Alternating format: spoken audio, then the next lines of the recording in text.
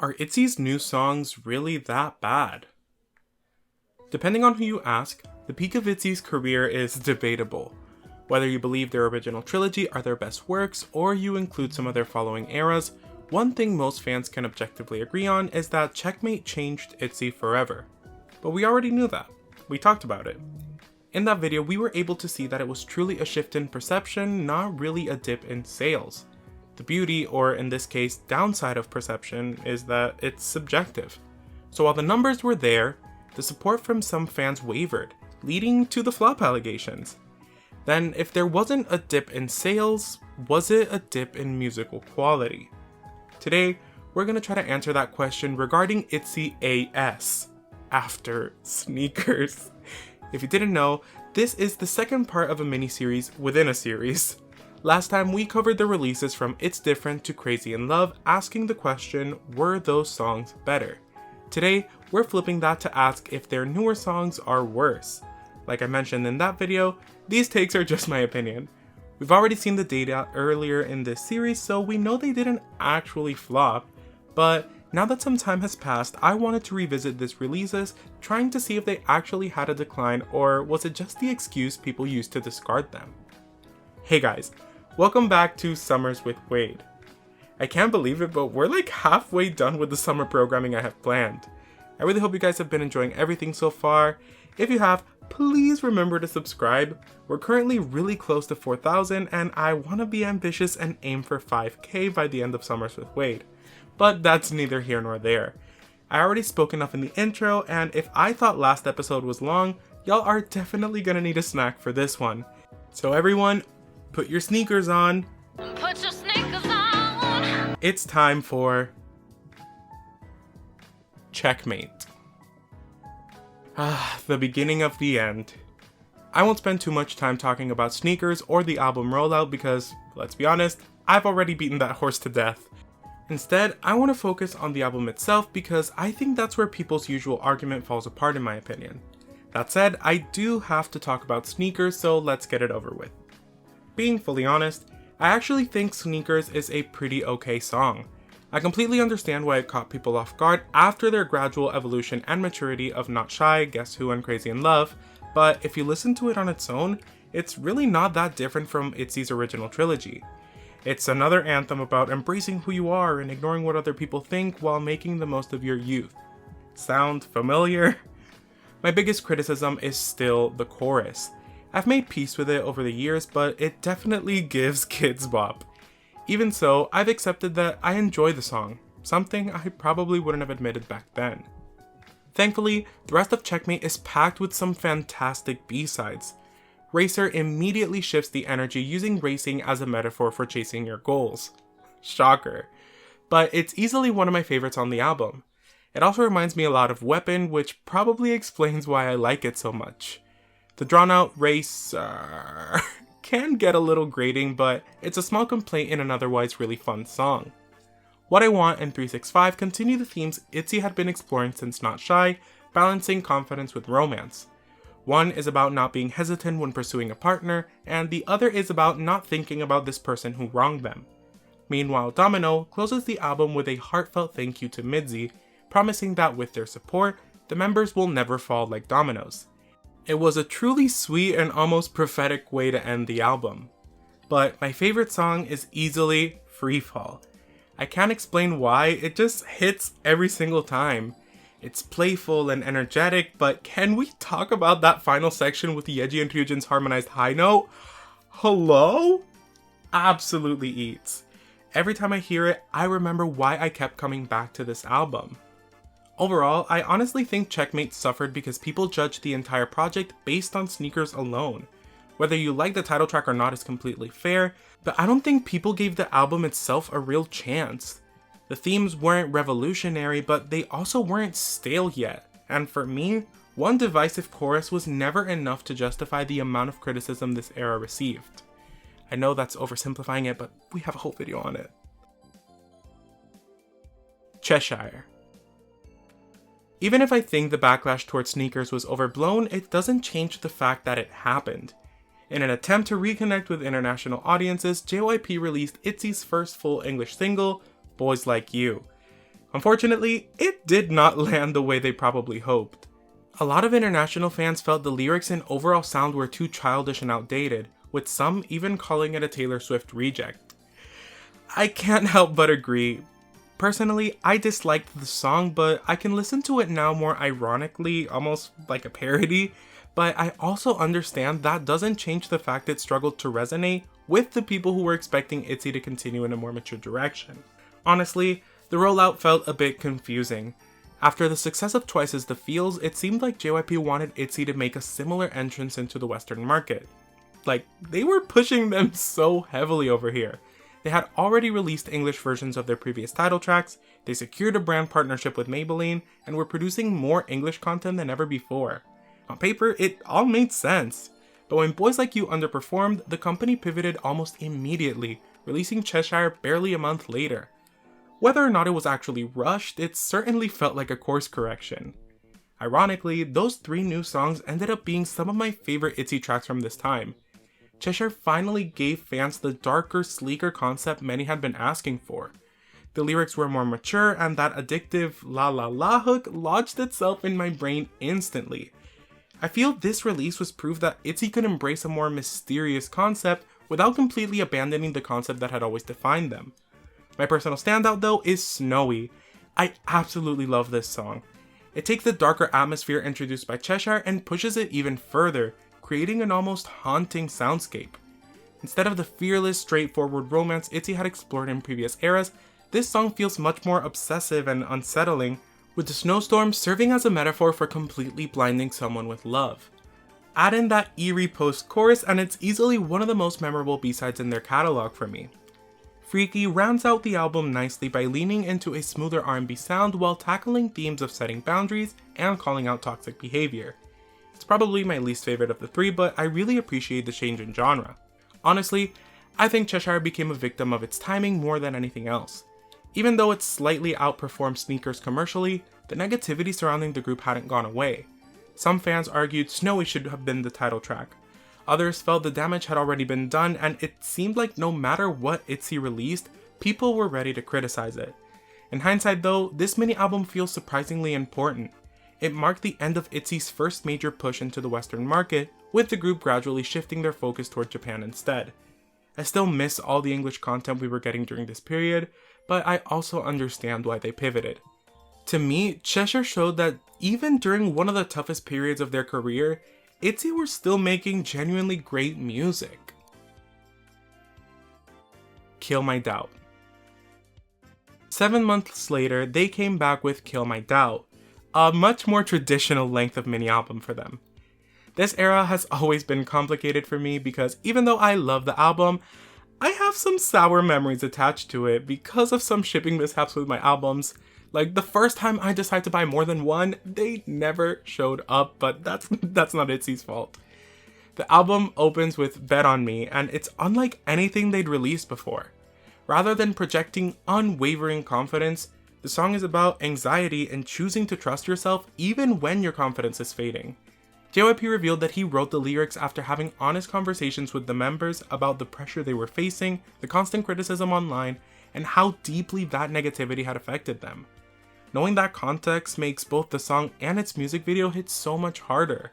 Watching the members struggle through dark tunnels before finding the light, it's a reflection of what they were experiencing in real time. It may not be my favorite song on the album, but it's arguably one of the most important in ITZY's entire discography. Contrasting that very serious opening, we have the title track Cake, a 180 shift back into bright, lighthearted pop.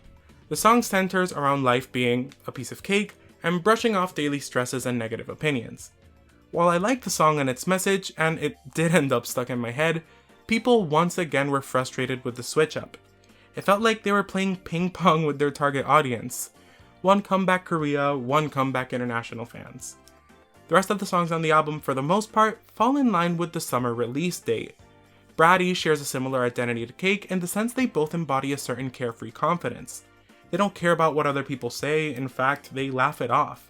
Sonically, it's very fun and unapologetic. Psychic Lover slows things down for a second to deliver a much more sultry moment on the album. It lures you in with its more laid-back intro and then explodes in the chorus with a pop rock punch. Thematically, it follows what they established during Not Shy. They say they can read the other person's mind, maybe even knowing them better than they know themselves. The album closes with Kill Shot, a big pivot into much grittier electronic territory. The song is about delivering a kill shot, the final winning move, effectively killing their doubts and insecurities, setting them up for the future. Personally, this is one of my standout tracks from the album, but my favorite is None of My Business. It's a laid-back song about the exhaustion of a dying relationship and making the decision to finally walk away. I think the summary, I don't care attitude really helped it stand out. It's legitimately one of my favorite ITZY songs ever. The story they were building with this album is very solid, with Kill Shot serving as a fantastic prologue for what their next era would be. So from a narrative standpoint, I think they set everything up perfectly.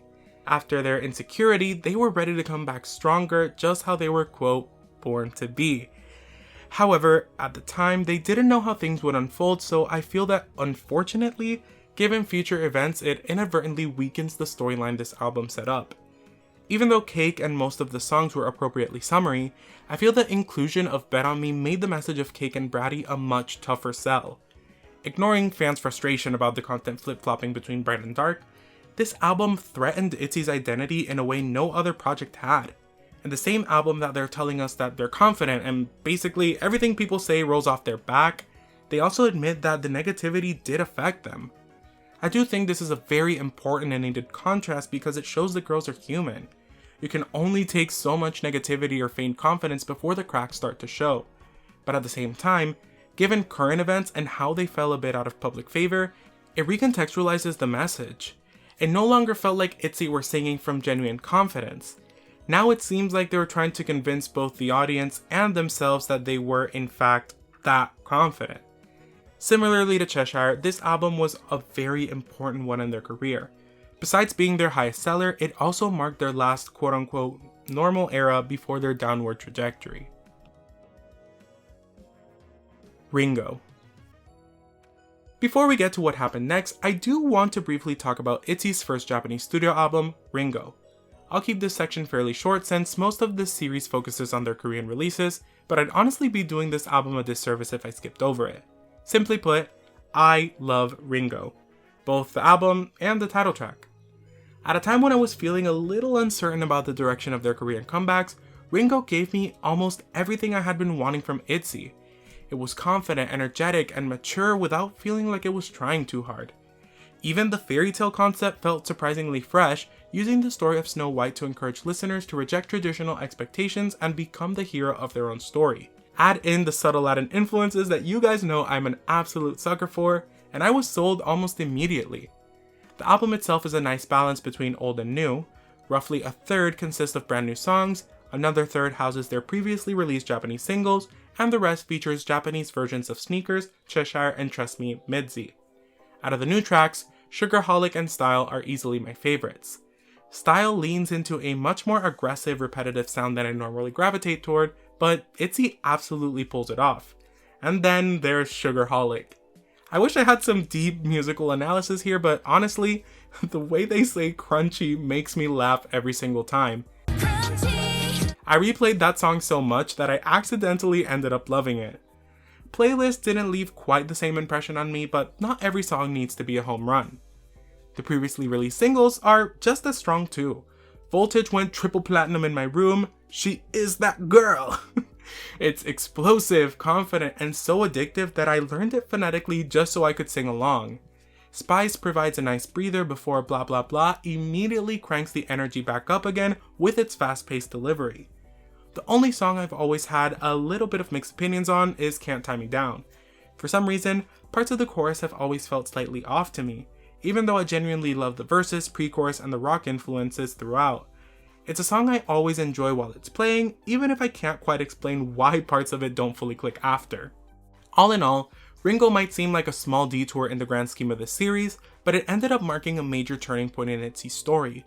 It was the final album released before Leah began her hiatus, making it the last project featuring all 5 members before one of the group's biggest challenges.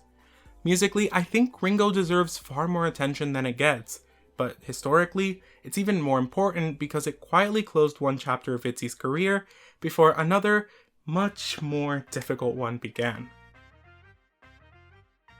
Born To Be. Following the heartbreaking announcement of Leah's hiatus, it was confirmed that she would not be participating in ITZY's next album or their upcoming world tour. I'll be honest, that news really hit me. Leah has always been one of my favorite members, so knowing this would be the group's first comeback as 4 immediately changed the way I experienced the project. What makes it more bittersweet is that Born To Be was easily ITZY's most ambitious release up to that point. Even though it's officially classified as a mini, I've always viewed it more as a special album. We got 10 tracks, including 5 full group songs, 5 member solos, multiple title tracks, and music videos for almost everything. It genuinely felt like JYP was trying to make this comeback an event. Whether that was always the plan or whether some of these ideas were expanded as a result of Leah's hiatus, we'll probably never know, but it's hard not to admire just how much effort went into the project. The album essentially revolves around 3 title tracks: Born To Be, Untouchable, and Mr. Vampire. I honestly think this would have been the perfect follow-up to Kill My Doubt if Leah had been able to participate. Conceptually, everything lines up. After confronting their insecurities, the members return stronger, bolder, and more confident than ever before. Born To Be itself is a solid opener. It's loud, theatrical, dance-focused, and once again embraces the darker direction that many international fans had been asking for. I surprisingly enjoyed it when it first released, and I still do today. It almost felt like ITZY was stepping back into boy group territory. That being said, I actually think Untouchable and Mr. Vampire are the real stars of the album. Untouchable reminded me just how versatile ITZY's vocals had become over the years. The production finally gives everyone room to breathe, and I think it's one of the strongest showcases of their chemistry as performers. Then there's Mr. Vampire, which is honestly one of my favorite songs they've ever released. The quirky instrumental, softer delivery, and slightly eerie atmosphere all come together perfectly. It manages to feel playful and elegant while being mysterious all at once. Dynamite also deserves a shout out too. It has the same carefree energy as some of their earlier B-sides, but with a much more mature execution. To me, it feels like the grown-up version of something that could have appeared on It's Me, and I mean that as a huge compliment. The only song that didn't click with me is Escalator. We've just never really seen eye to eye. From my very first listen, I knew it probably wasn't going to become one of my favorites, and years later, that opinion hasn't really changed.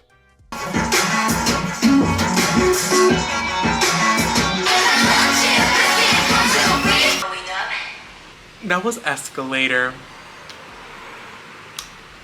Going down. It was bad.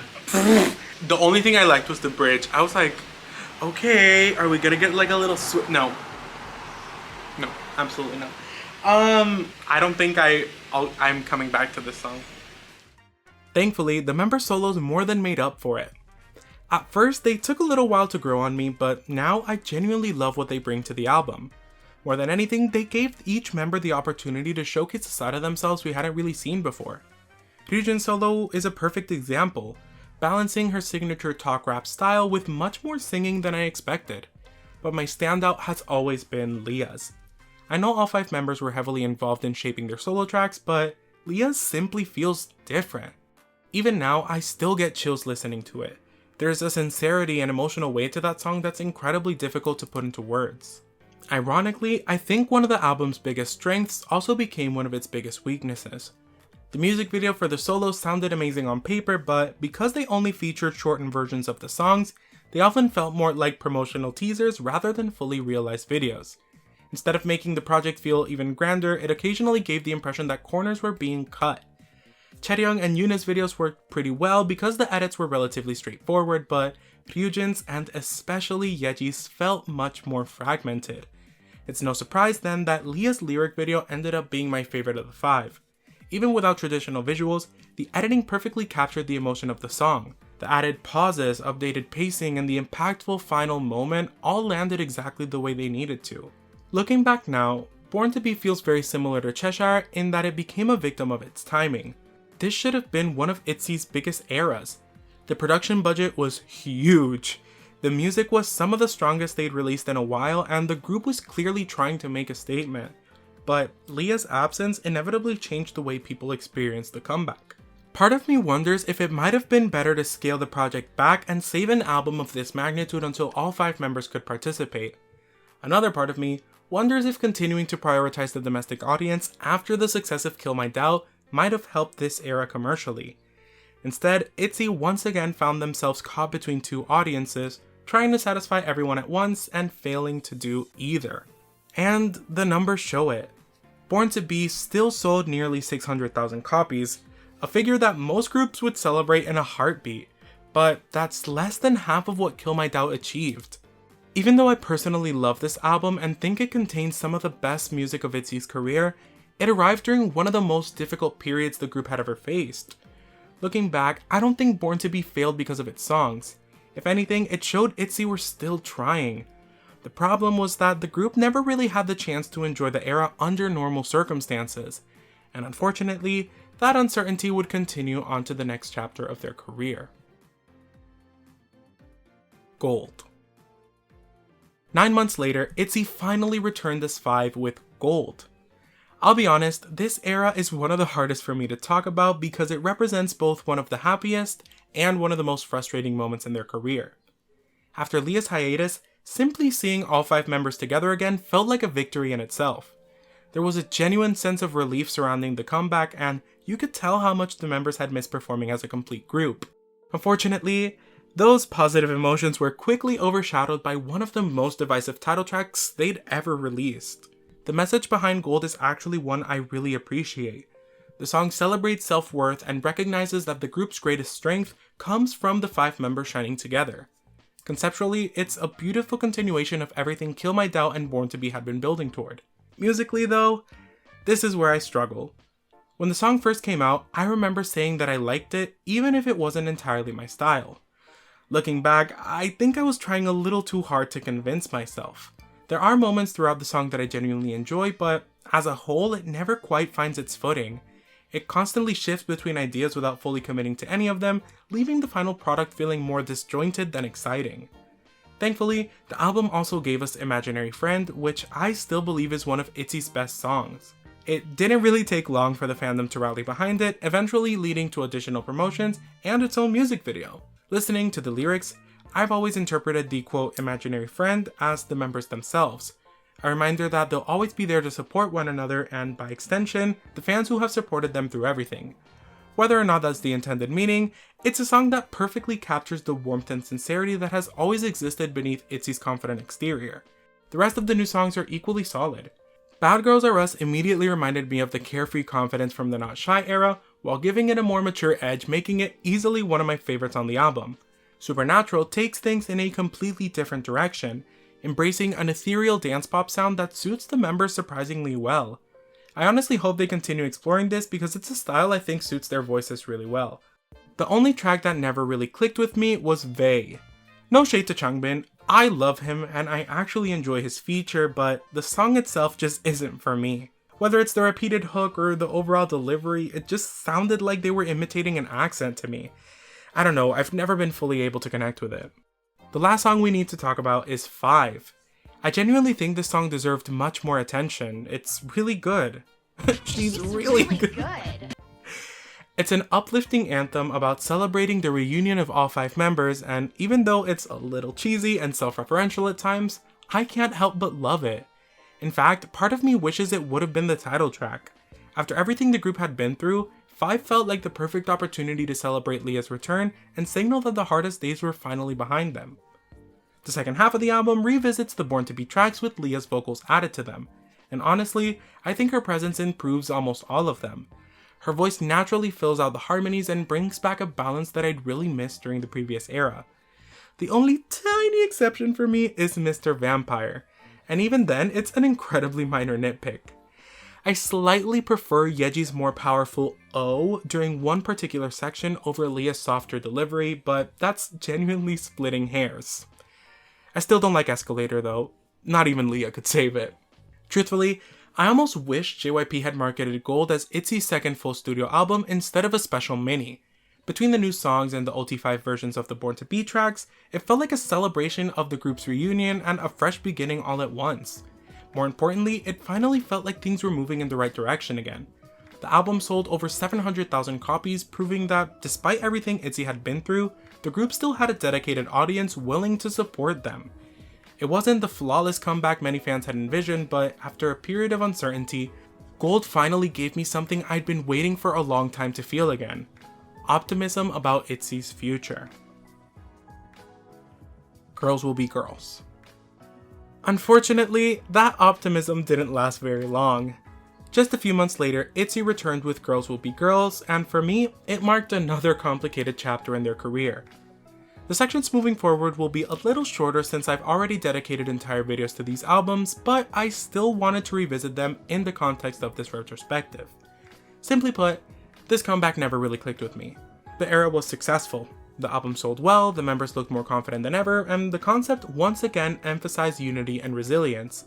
I genuinely appreciate the message behind the title track. It's about supporting one another and refusing to face life's challenges alone.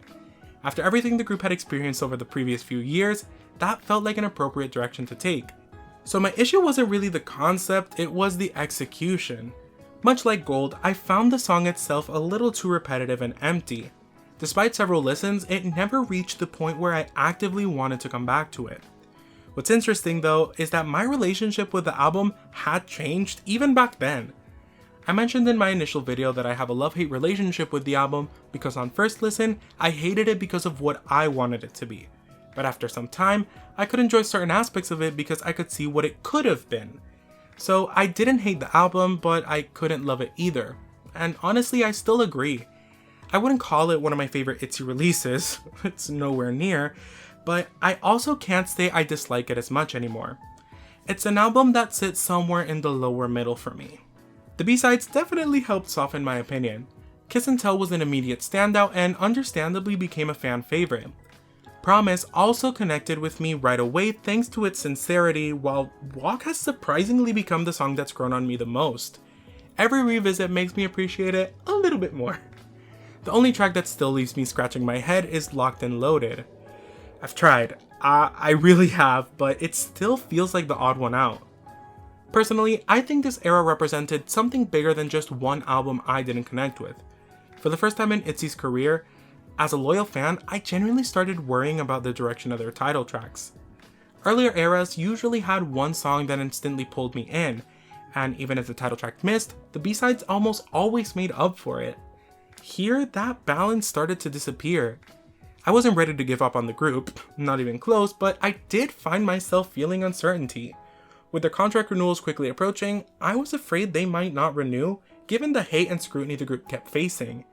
I was honestly hoping that whatever would come next would reassure me that the ITZY I knew, the ITZY I loved, were still there. Tunnel Vision. By the time Tunnel Vision released, my concerns had reached their boiling point. If you watched my standalone review, you probably remember just how frustrated I was. I even said that much of the album felt like it should have stayed in the drafts because it came across as underdeveloped. Looking back now, I don't feel quite as strongly, but I also can't pretend my overall opinion has changed dramatically. The title track has grown on me slightly, especially after revisiting ITZY's entire discography for this series. Even so, I still feel like Tunnel Vision never really builds towards a satisfying payoff. The themes are familiar, confidence and staying focused, but instead of feeling like a natural continuation of ITZY's identity, it feels more like an imitation of what made those earlier songs work. It's all the right ingredients, but it's still missing something. It's missing ITZY. The B-sides had a similar effect on me. DYT has some really enjoyable moments, but like the title track, it feels as though it's missing one final piece that would have elevated it into something memorable. On the other hand, Flicker and especially Nocturne have grown on me considerably. Nocturne remains my favorite song on the album because it explores a sound that feels genuinely fresh for ITZY while still playing to their strengths.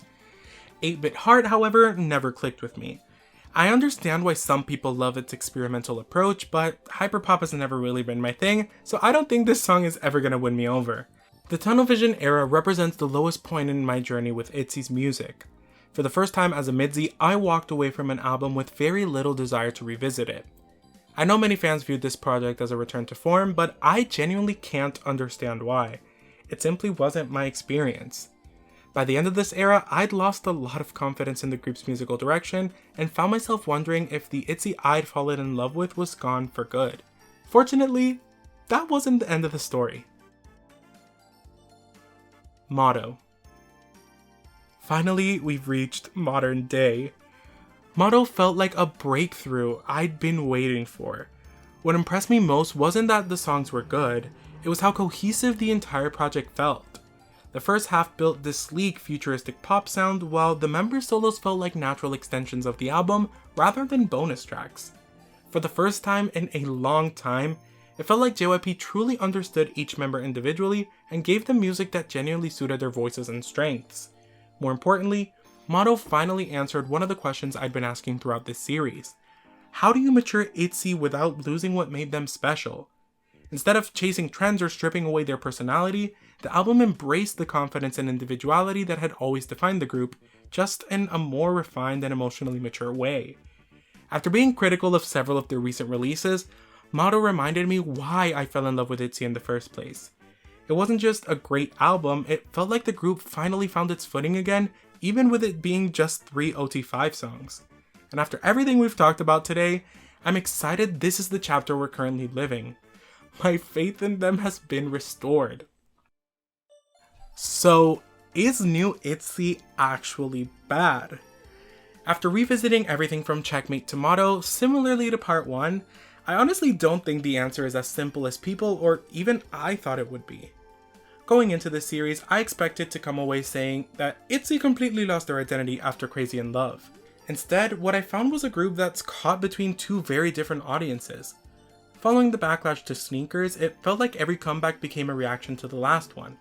They'd release something bright, fans would ask for something darker.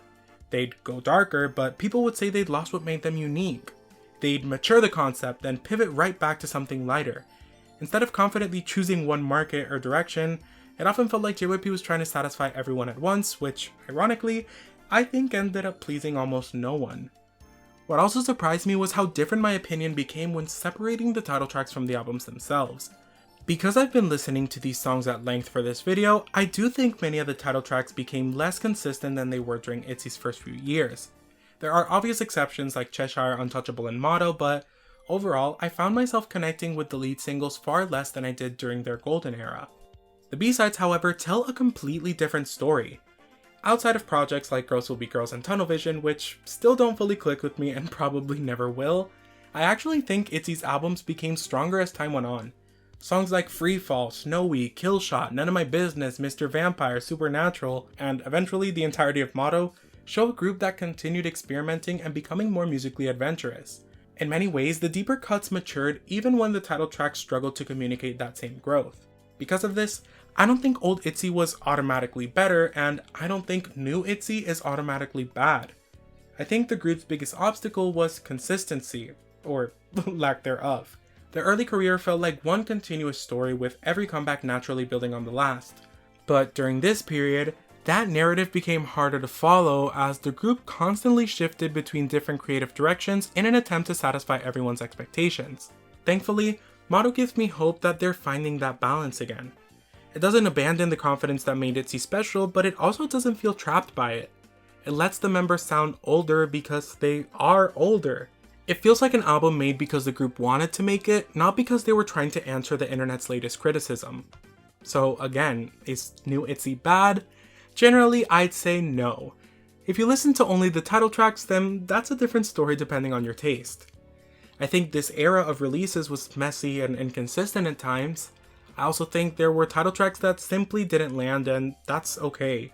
But unfortunately, trying to appeal to two completely different audiences ultimately left both of them feeling unsatisfied. Because beneath all of that was still the same group of incredibly talented women making some genuinely good music. You just had to look past the title track to find it sometimes. It's also important to acknowledge when all of this was happening. By the time Checkmate rolled out, ITZY were no longer the shiny new rookie group. 4th gen had become incredibly crowded. There were new groups debuting almost every few months, each bringing their own concepts and sounds, all competing for the public's attention. The expectations placed on ITZY weren't just to make good music anymore, they were expected to constantly prove they still belonged at the top. I feel that created the pressure to reinvent the group in ways they might not have otherwise. I don't think that pressure excuses every decision that was made, but I do think it helps explain why this era often feels so conflicted. Rather than simply allowing ITZY to continue evolving naturally, like I mentioned, it sometimes felt like every comeback was trying to fix the damage from the previous one. However, I am currently cautiously optimistic. I would need to see what they put out next, but if Motto is any indication of where they're headed next, then maybe this isn't the end of ITZY's story at all. It might be the beginning of their biggest chapter. But that's all I have for today.